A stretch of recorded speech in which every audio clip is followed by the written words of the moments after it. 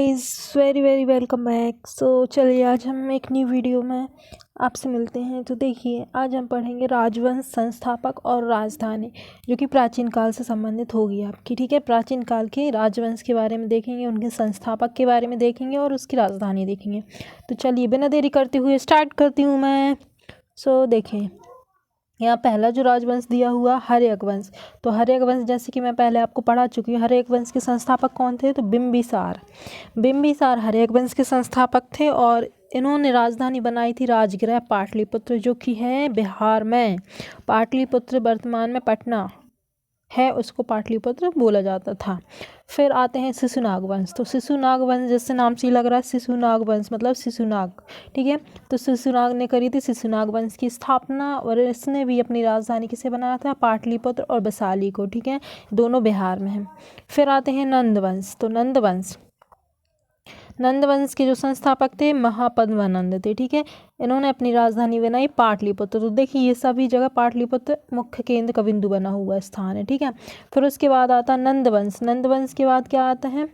देखिए, नंद वंश के घनानंद की हत्या मौर्य साम्राज्य के संस्थापक चंद्रगुप्त मौर्य ने की थी, जैसे कि मैंने आपको पहले बताया था। तो मौर्य वंश की स्थापना चंद्रगुप्त मौर्य ने, जिसने राजधानी बनाई पाटलिपुत्र को, है ना। फिर पाटलिपुत्र के बाद आता है शुंग वंश। ठीक है, मौर्य वंश के बाद आते हैं शुंग वंश। और शुंग वंश की स्थापना किसने की थी? तो पुष्यमित्र शुंग ने, जिसने भी अपनी राजधानी पाटलिपुत्र को ही बनाया। शुंग के बाद आता है कर्ण वंश। कर्ण वंश के संस्थापक हैं वासुदेव, राजधानी है पाटलिपुत्र। ठीक है, फिर कर्ण के बाद आते हैं सातवाहन वंश, जिसके जो संस्थापक रहे वो सिमुक रहे। इन्होंने अपनी राजधानी किसे बनाया, ये आप मुझे बताएं। ठीक है, फिर आते हैं हम कुषाण वंश। नेक्स्ट क्या है आपका? कुषाण वंश। ठीक है, कुषाण वंश के संस्थापक अक्सर पूछे जाते हैं। तो कुजुस कडफिस प्रथम कुषाण वंश के संस्थापक हैं। पेशापुर मथुरा, इसको इन्होंने राजधानी बनाई। ठीक है, फिर आते हैं गुप्त वंश। कुषाण के बाद आता है गुप्त वंश, जिसके संस्थापक फेमस है श्रीगुप्त, जिसने अपनी राजधानी किसको बनाया था? पाटलिपुत्र को बनाया था। ठीक है, फिर उसके बाद आता है पुष्पभूति वंश के स्थापक या संस्थापक हैं पुष्पभूति, जैसे कि नाम से लग रहा है, और इनकी राजधानी थी थानेश्वर कन्नौज, जो कि हरियाणा में है। ठीक है, फिर आता है पल्लव वंश, जिसके संस्थापक हैं सविष्णु, राजधानी है कांचीपुरम। कांचीपुरम कहाँ है? कमेंट करके मुझे बताएंगे। ठीक है, साउथ में है ये, लेकिन कहाँ पर है आप बताएं। उसके बाद आता है पल्लव के बाद कौन आते हैं? पाल। देखिए, यहाँ से पापा से पुष्पभूति, पल्लव, पाल। ठीक है, पाल से जैसे समझ में आ रहा गोपाल इनके संस्थापक है। मुंगेर राजधानी है। मुंगेर भी कहाँ पे? आपका बिहार में है।